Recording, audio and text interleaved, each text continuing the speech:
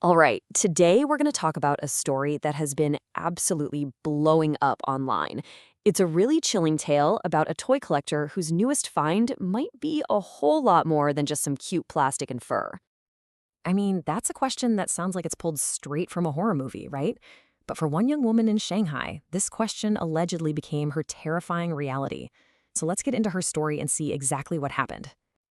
And it all starts right here with this one simple, innocent thought. This quote, it really captures that exact moment when an obsession began. The moment a doll with a smile that was just impossible to resist first showed up. Okay, so let's set the scene. Our story is all about a young woman named Mei Lin, and it really kicks off on what should have been just a totally normal day. So Maylin was this really kind person, you know? She worked in a toy shop in Shanghai, sent money back home to take care of her family. Her big passion in life was collecting these really unique dolls, and she lived a pretty simple, happy life with her awesome dog, Bao. Then, one day, a brand new collection of limited edition Labubu dolls shows up at her shop. They sold out, almost instantly. But Melon, she managed to snag one for herself. And it was a special one. This beautiful golden color, unlike any other, with these big blue eyes and that smile she just couldn't resist. Now, this is where things get a little weird, a little off. The contrast in reactions is just immediate. Maylin was completely thrilled. She gets home, introduces the doll to her entire doll family, and she just can't stop looking at it. But her dog, Bao, he had the exact opposite reaction. No happy tail wags. Instead, he starts barking, growling. He literally ran away from it. And that, right there, was the very first red flag. And that red flag? Oh, it was just the beginning. Maylin's excitement started to turn sour really, really fast as all these strange and, frankly, disturbing things began to happen. Just look at how quickly everything started to fall apart. The very next morning, her dog Bao desperately tries to stop her from going to work, pulling at her jeans. She gets so annoyed, she actually locks him in the bathroom.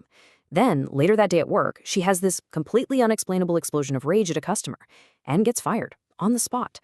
That night, she has this horrifying nightmare, and when she wakes up, the doll isn't on the shelf anymore. Nope, it's sitting right on her chest. And we're not just talking about a bad dream here. This was vivid. She dreamed about this creature, a decaying red monster with huge, sharp teeth and claws that were even sharper, attacking her in her own bedroom. And the memory of its laugh, this terrifying laugh, it just stuck with her. So you can imagine what's racing through her mind. This is the one question she can't shake. She knows, she is positive that she put that doll back on the shelf before she fell asleep. So to wake up with it on top of her right after a nightmare like that, yeah, the fear was starting to feel very, very real. Okay, so at this point, that feeling of unease just explodes into outright terror. The doll's vibe shifts from just being creepy to being actively evil, and things are about to take a deadly turn.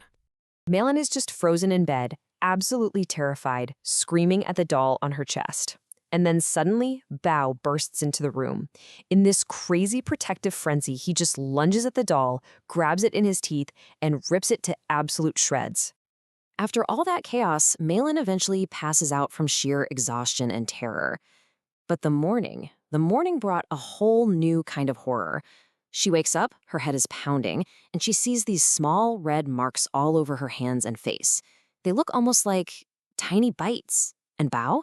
He's gone. He's nowhere to be found. And then she sees it. The most chilling thing of all. That golden Labubu doll is sitting right back on the shelf, completely perfect, not a scratch on it. And this really shows you the change. The doll she was looking at now was absolutely not the same one she brought home. That once cute smile was now twisted into this grotesque, horrifying laugh. It was like the doll wasn't even trying to hide what it was anymore. So she's frantically searching for her dog, and she runs into the kitchen. And there, sitting by the sink, is the Labubu doll. Its hands and teeth are stained red. When she finally forces herself to look into the sink, she finds Bao's body, just torn apart. The horrifying truth was right there. You couldn't deny it. The doll had killed him. In just a state of pure shock and terror, Maylin does what any of us would do. She turns to the internet. And what she found was just awful. Her experience, it wasn't a one-off. There were stories from all over the world about haunted Labubu dolls, and they were all linked to the exact same things she had just been through: bites, losing jobs, and even the deaths of loved ones.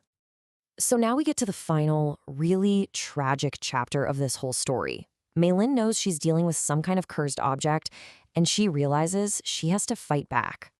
She couldn't let it stay in her home for one more second.